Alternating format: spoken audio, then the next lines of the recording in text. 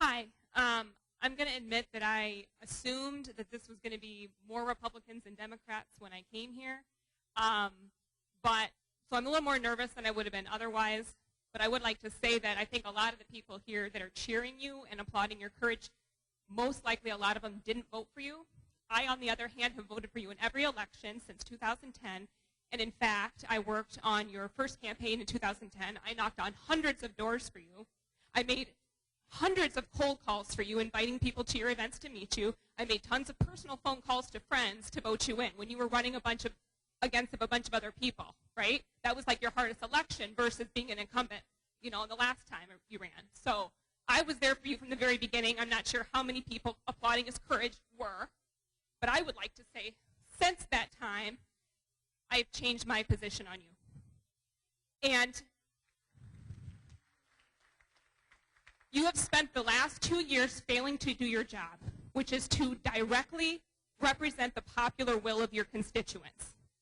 That is your job. That's not my job. No, I double-checked online before I wrote that in my notes. So it is your job. It's on House.gov. You can read it yourself. My job is to uphold the Constitution. No, that's not what House.gov That is says. my job. That's not what those are not mutually exclusive. Do you realize that those are not mutually exclusive? They can be. Okay. That's why our system is designed not, the way it is. Not in the way that you've behaved. At first, okay, so you called for the nearly unprecedented step of impeachment. And at first you gave no reason. I read every single one of your tweets. And then when you were pressed, you finally gave a reason, and you came up with things like discussions of firings that never happened, rumors of recusal reversals that never happened, nobody reversed their recusal, and then made baseless claims about obstruction of justice, which I know you discussed it before, but you have to have corrupt intent. So you have to prove that Trump knew that he was guilty of a crime and knowingly tried to obstruct justice based on that, okay? You don't have that. You don't have proof of corrupt intent. You don't. That's not what the Mueller report says. And you further know that impeachment would tear this country apart if it went through when he was removed from office. It would cause a political upheaval in this country people in this generation have never seen before, possible civil war. You rest safe in the knowledge that that will not happen, that he won't be removed from office. So you get to make the political grandstanding that raises your national profile. You are now a national household name. That's called political capital. And you are hoping to launch your star bigger and brighter than District 3. You just talked about how you did better in District 3 than Trump. Do you want to talk about how the last election you got the least amount of support that you ever have because you haven't supported the MAGA agenda? Now, that's your right to do so, but it's your right to support whatever you want, but you also know that you have no future in this district because of that as a Republican. So you want to go bigger and brighter. And I have my final thing, my question is, why did you talk nothing about the FISA abuses? If you care about the Constitution so much, why didn't you say anything about the year-long violation of the Fourth Amendment rights of Trump and his entire transition team?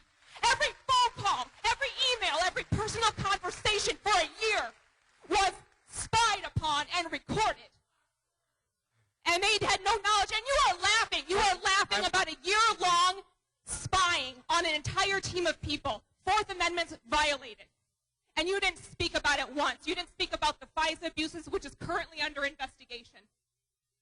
And you called Agent A.G. Barr a liar without any proof. There was plenty of supporters on the other side. We finally got a voice on our side.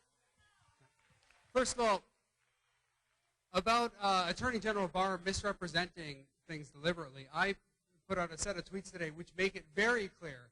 It's not really refutable. Go ahead and find some way to refute the tweets. Mueller himself issued a letter to Barr saying you are misleading people.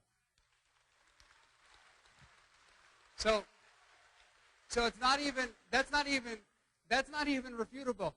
I think most of the stuff you're saying on FISA is just an excuse. It's an excuse. People come up with this excuse about FISA.